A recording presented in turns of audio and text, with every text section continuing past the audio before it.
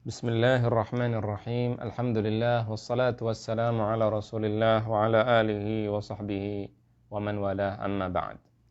Allah Subhanahu wa taala berfirman di dalam surat Al-Asr yang artinya adalah waktu atau masa. Di sini Allah Subhanahu wa taala bersumpah demi makhluk yang Allah ciptakan, yaitu masa atau waktu. Allah ketika bersumpah, maka ini menunjukkan keagungan atau kebesaran hal tersebut. Jadi ketika kita bersumpah dengan sesuatu, artinya sumpah adalah at-ta'kid bil mu'azzam, at-ta'kid bil mu'azzam li fi'li syai'in aw tarki syai', yaitu menguatkan dengan suatu yang kita anggap besar untuk melakukan sesuatu atau meninggalkan sesuatu. Maka ketika kita sebagai manusia tidak bersumpah kecuali dengan nama Allah Subhanahu wa taala. Kenapa? Karena tidak ada yang lebih besar daripada Allah taala.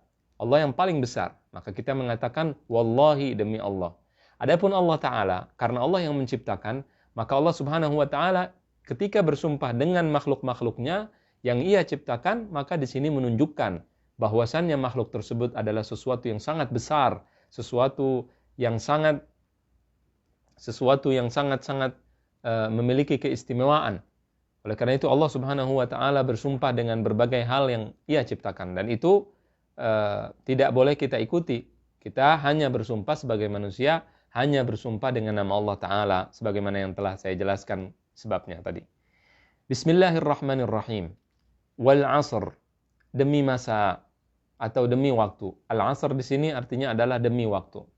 Allah bersumpah dengan waktu karena waktu adalah suatu hal yang merupakan modal seorang manusia.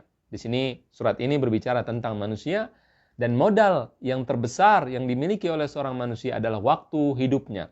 Ketika dia masih hidup, wal 'asr, innal insana lafi khusr, sesungguhnya manusia itu benar-benar berada di dalam kerugian, Semua manusia berada di dalam kerugian. Kenapa?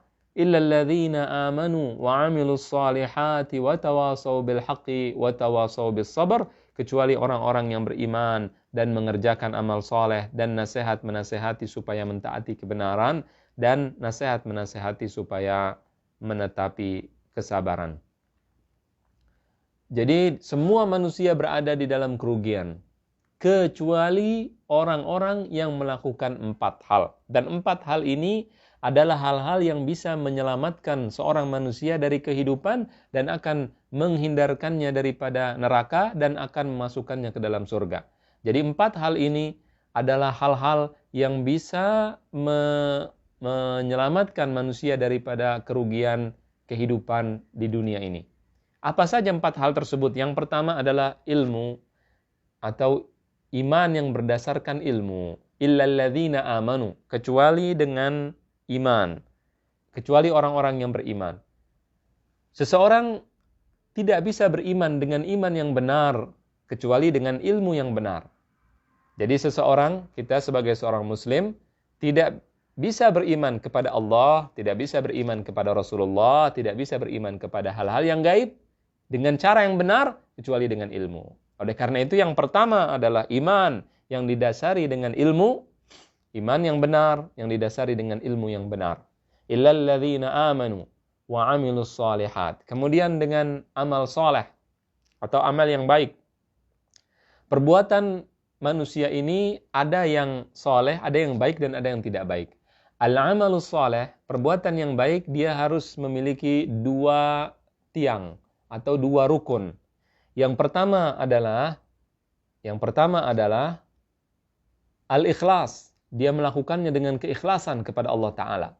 Kemudian yang kedua adalah dengan mengikuti ajaran Nabi Muhammad SAW. Bihadin Nabi SAW. Harus mengikuti mutaba'atul Rasul SAW.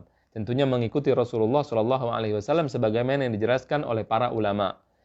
Bukan menurut hawa nafsu kita atau menurut pikiran kita, tapi mengikuti sebagaimana yang dijelaskan oleh Rasulullah SAW dan dijelaskan oleh para ulama kita.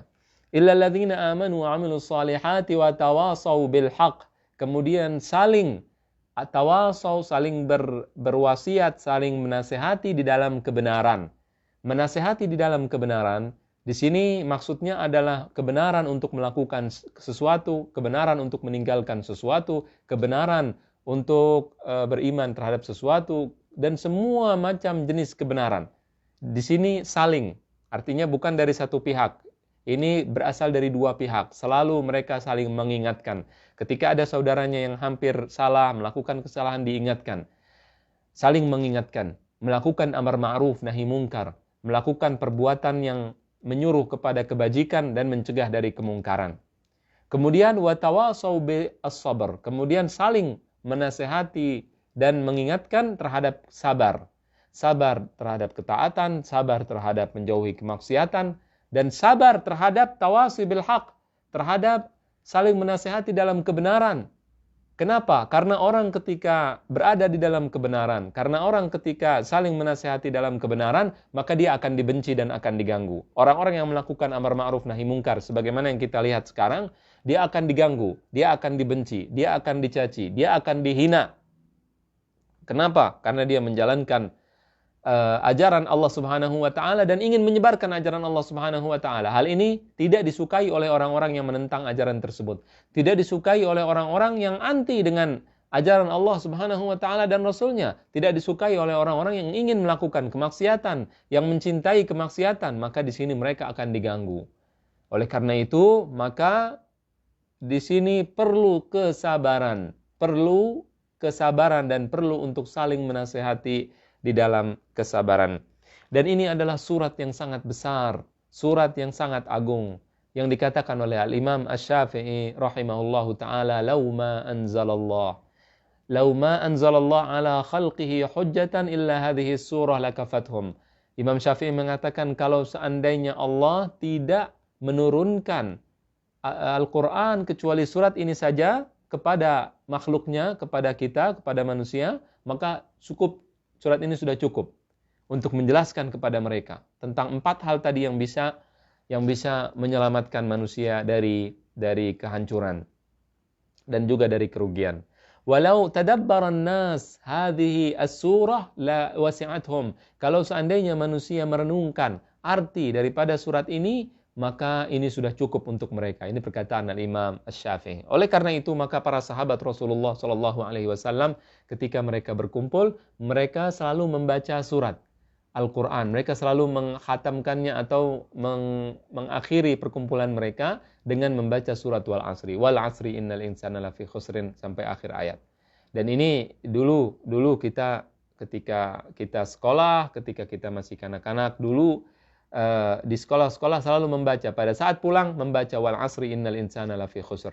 Ini adalah suatu hal yang bagus. Ini dilakukan oleh para sahabat Rasul sallallahu alaihi wasallam untuk saling mengingatkan bahwasannya waktu ini sangatlah terbatas, kehidupan kita sangat terbatas. Oleh karena itu jangan disia-siakan. Jangan disia-siakan dengan melihat televisi 24 jam atau melihat hal-hal yang tidak berguna. Jangan disia-siakan dengan melihat sinetron, jangan disia-siakan dengan melihat pertandingan-pertandingan sepak bola dan lain-lainnya. Jangan disia-siakan dengan menyaksikan film-film yang tidak ada gunanya, dengan menyaksikan hal-hal yang tidak berguna.